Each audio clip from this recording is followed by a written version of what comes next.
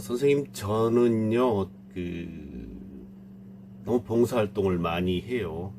그리고 이 봉사하다가 이 방전되고 소진될 것 같은 생각이 들 정도로 저를 좀 혹사하는 측면이 있는 것 같아요.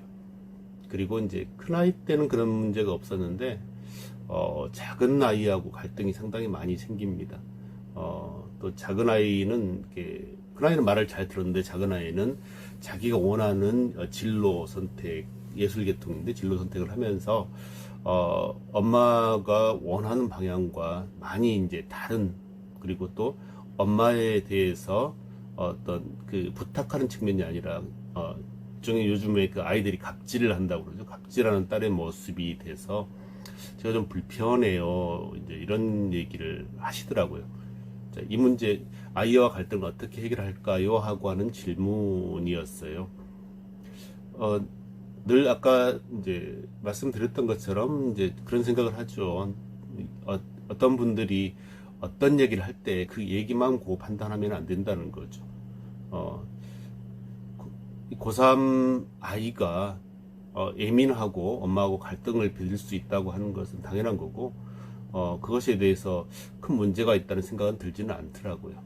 저 또한 고3 아이들을 키우고 있기 때문에 그런 생각이 이제 들었어요. 음, 그래서 이제 제가 그런 질문을 드렸습니다. 선생님, 집에 부엌에 설거지는 잘 돼 있나요? 라고 여쭤봤어요. 그랬더니, 예, 저는 설거지를 잘 합니다. 미루지 않습니다. 이 얘기를 해요. 그래서, 그럼 선생님, 집은 청소가 잘 돼 있나요? 저는 정돈된 삶을, 어, 그, 항상 갈망해왔기 때문에 집은 깨끗하게 정리가 되어 있습니다. 라고 이야기를 하더라고요. 이제 제가 왜 이런 질문을 드렸었냐면, 집은 엉망이고, 혹은 남편 아내일 수도 있겠죠. 남편 아내의 어떤 밥상은 차려져 있지 않고, 뭐 아이들과 또 가족들이 라면으로 때우거나 밥을 시켜 먹는데, 가정은 불안정한데, 엄마 혹은 아빠는 밖에서 정말 봉사의 달인이고, 사람들의 그 어려움을 살펴주는 이런 사람인 경우들이 많죠. 뭐 저희 아버님도 남을 위해서 많은 봉사를 하고 사셨던 분이신데, 썩 집에서의 아버지는 아주 그렇지는 않았어요. 가부장적이고 가족을 보살피는 모습은 아니었던 것 같은데, 어 이제 근데 이분은 그렇지가 않다라고요. 집이 정리정돈돼 있다라고 하는 얘기를 하시는 거죠. 그러니까 이제 가족이라고 하는 것은 그렇지 않습니까? 가족은 내가 수고한 것에 대해서 고마워하는 게 아니라 의무감으로 하는 것으로, 당연히 그러는 것으로, 엄마가 밥을 차려주는 것은 당연한 거야. 아빠가 용돈을 주는 것은 당연한 거야. 이런 거 있지 않습니까? 이런 것들이 있기 때문에 내가 인정받을 수 있는 구조는 아니란 얘기죠. 의무만 강요되는 곳이라고 생각할 수도 있죠. 근데 바깥 세계에서 내가 남을 위해서, 타인을 위해서 조금만 노력했을 때 남들은 나에게 많은 칭찬을 한단 말이에요. 그래서 이 봉사의 달인들, 또 자신을 소진하면서까지 타인을 위해서 자기를 아끼지 않고 불사르는 분들이 많이 있죠. 뭐 그게 옳다 그르다 판단하는 문제가 아니겠죠. 그런데 이제 이분의 경우에는 설거지도 깔끔하게 되어 있고 요리도 좀 하는 걸 즐겨하고, 다음에 집은 청소가 잘 되어 있는데 이 봉사에 매진하는 거예요.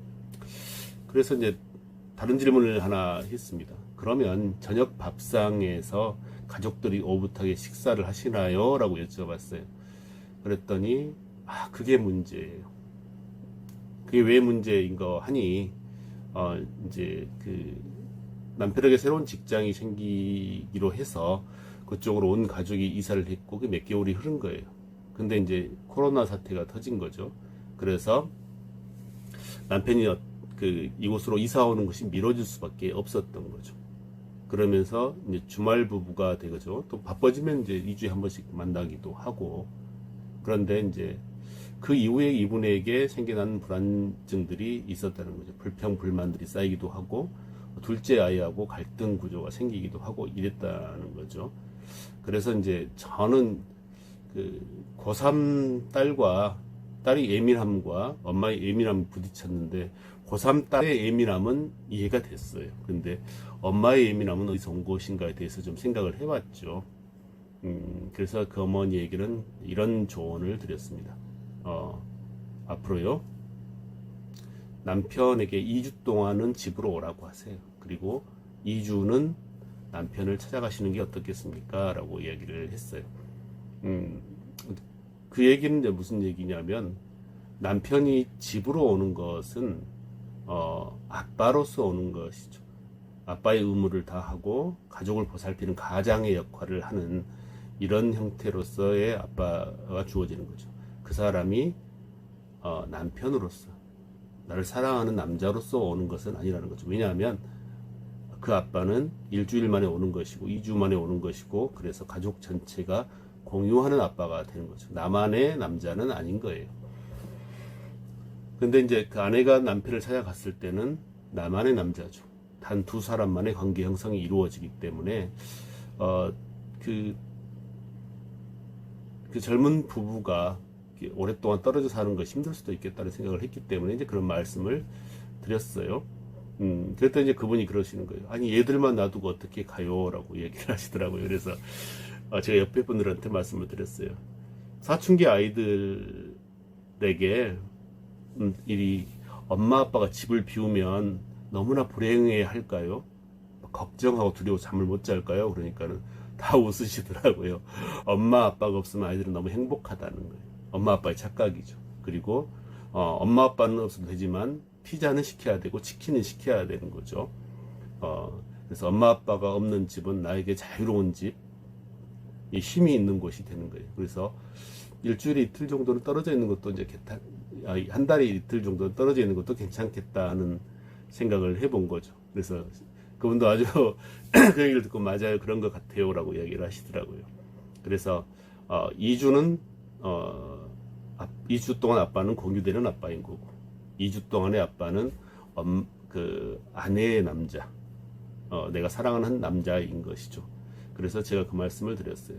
아빠도 그렇고요, 엄마도 그렇고요, 두 분이 한 달에 2번을 따로 만나게 되신다고 한다면 두 분 사이에 있었던 어떤 불안 심리들, 또 딸과의 갈등,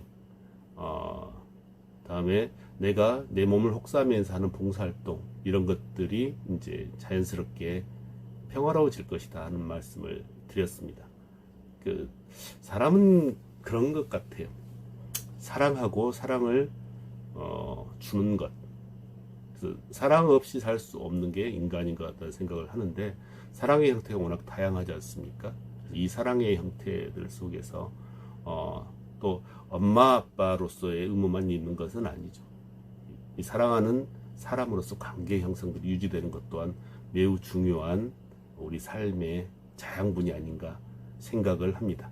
우리 친구들이 이 방송을 듣고 있다면 가끔씩은 엄마 아빠를 위해서 시간을 빼드리는 것, 이런 그 자녀가 되는 것도 한번 생각을 해보시고, 엄마 아빠 우리가 알아서 할 테니까 이번 주는 여행을 다녀오세요, 외출을 다녀오세요 하면서 사랑하는 엄마 아빠가 서로 그 사랑들을 더욱더 키워갈 수 있도록 자녀들이 도와주는 건 어떨까 하는 생각을 해봅니다.